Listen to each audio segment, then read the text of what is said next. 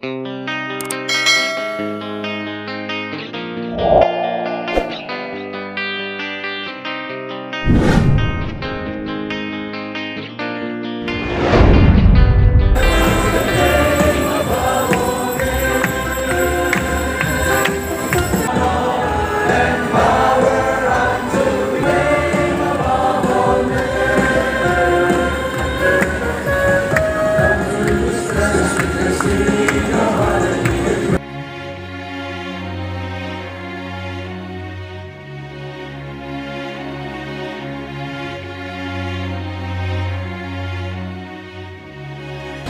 guys, good afternoon.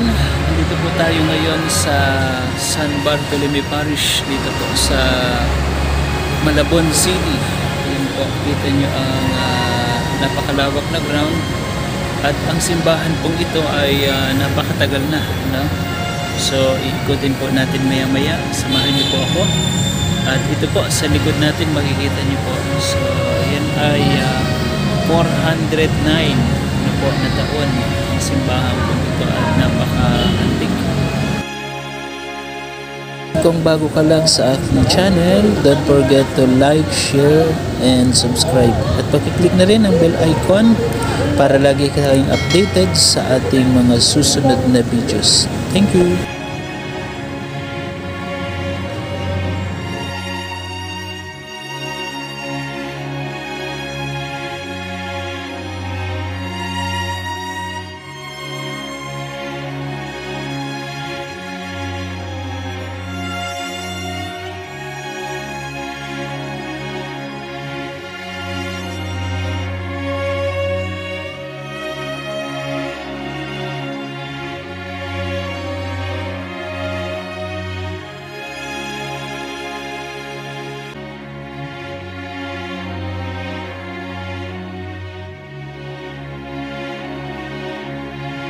Simbahan ng San Bartolome, itinatag bilang bisita ng Tondo, 21 ng Mayo, 1599. Naging parokya at patronato ni San Bartolome sa Tambubong, ngayoy Malabon, 17 ng Mayo, 1614.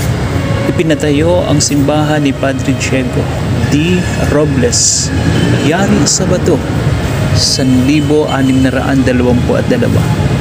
Ipinagawa ang harapan ng simbahan at ang dalawang kampanaryo ayon sa disenyo ni Luciano Oliver, 1861, 1876, kasunod ng sigaw sa Pugat Lawin, Agosto 23.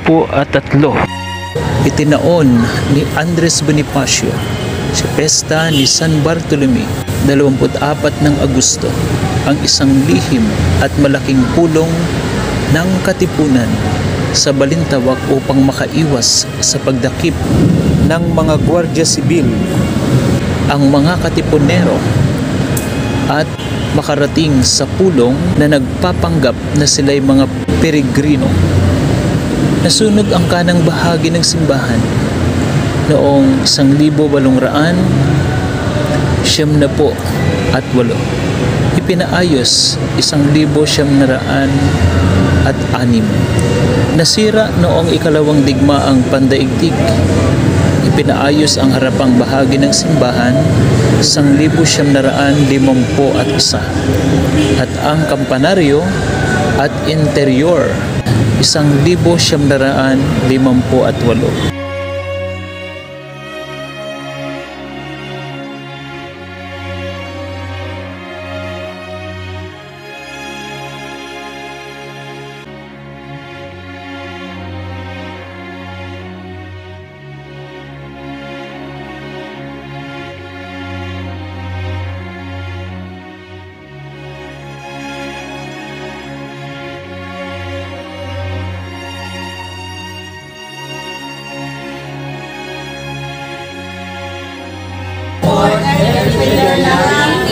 Channel of Inspiration. God bless!